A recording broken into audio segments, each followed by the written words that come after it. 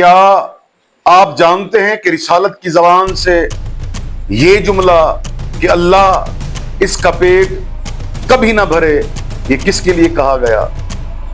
کیا آپ جانتے ہیں کہ وہ کون تھا جس نے رسول اللہ صلی اللہ علیہ وآلہ وسلم کی سنت کو تبدیل کیا؟ کیا آپ اس شخص کو جانتے ہیں کہ جس نے سب سے پہلے جمعے کی خطبے کو بیٹھ کر بیان کرنا شروع کیا؟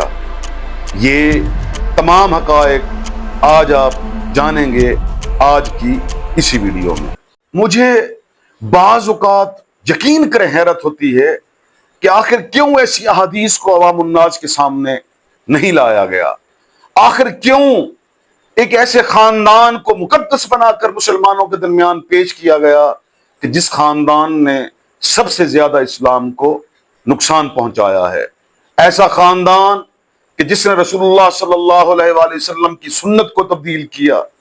چھوڑیں، آپ رسول کو تو چھوڑیں نا، آپ کو رسول کی مخالفت پر شاید غصہ نہ آئے، لیکن جن کے قصیدے آپ پڑھتے ہیں خلفائے ثلاثہ، حضرت ابوبکر، حضرت عمر اور حضرت عثمان، ان کی مخالفت کرنے والا یہ شخص جسے آپ مقدس بنا کر مسلمانوں کے درمیان پیش کرتے ہیں، خدا کی قسم رسول اللہ صلی اللہ علیہ وآلہ وسلم نے اس شخص کو ایسی بد دعا دی کہ اگر آج آپ نے یہ حدیث سن لی تو انشاءاللہ یہ حقیقت آپ پر عیاں ہو جائے گی۔ اب ذرا حدیث سن لیجئے۔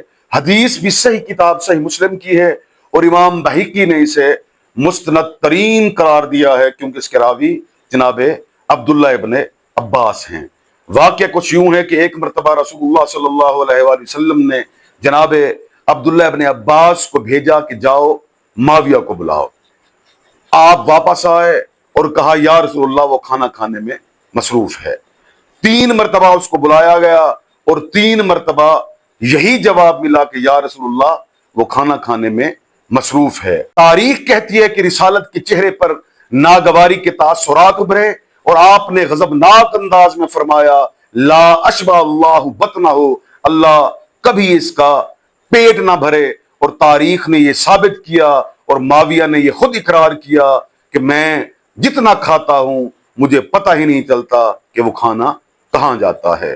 میرے معزز سامعین، اس حدیث کا مزید سچ جاننے کے لیے ویڈیو کا اگلا حصہ لازمی دیکھیے۔ ایک دلچسپ حقائق سے پردہ اٹھانے لگا ہوں، لیکن سب سے پہلے قرآن کی ایک آیت سنتے جائیے۔ پروردگار عالم سورہ جمعہ میں ارشاد فرماتا ہے بسم اللہ الرحمن الرحیم وَإِذَا رَأَوْا تِجَارَةً أَوْ لَهْوًا انفضوا إِلَيْهَا وَتَرَكُوكَ قَائِمًا، کہ رسول اللہ صلی اللہ علیہ وآلہ وسلم جب مسجد نبوی میں کھڑے ہو کر جمعے کا خطبہ دے رہے تھے تو اللہ نے اس حالت کو بیان کیا کہ جب مسلمانوں نے خطبے کے دوران تجارت یا کھیل تماشے کو دیکھا تو وہ آپ کو اسی حالت میں چھوڑ کر اس کی طرف دوڑ پڑے، یعنی آپ کھڑے ہوئے تھے اور خطبہ دے رہے تھے۔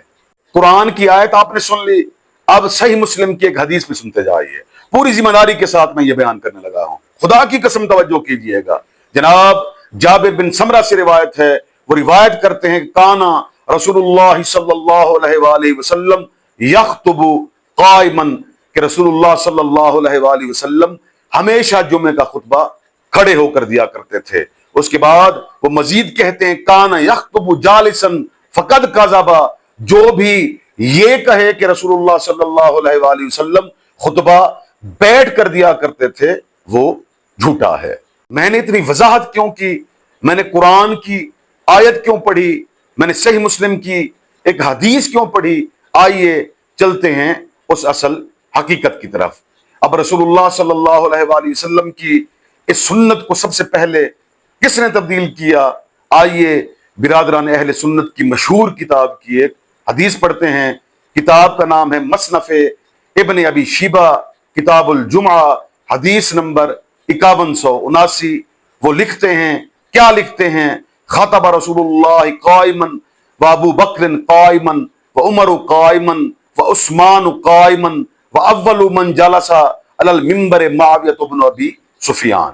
وہ لکھتے ہیں کہ رسول اللہ صلی اللہ علیہ وآلہ وسلم نے کھڑے ہو کر خطبہ دیا، حضرت ابو بکر نے کھڑے ہو کر خطبہ دیا، عمر نے کھڑے ہو کر خطبہ دیا، عثمان نے खड़े होकर खुतबा दिया और मिंबर पर बैठकर जिस शख्स ने खुतबा दिया उस शख्स का नाम है माविया तो इब्न अबी सुफियान।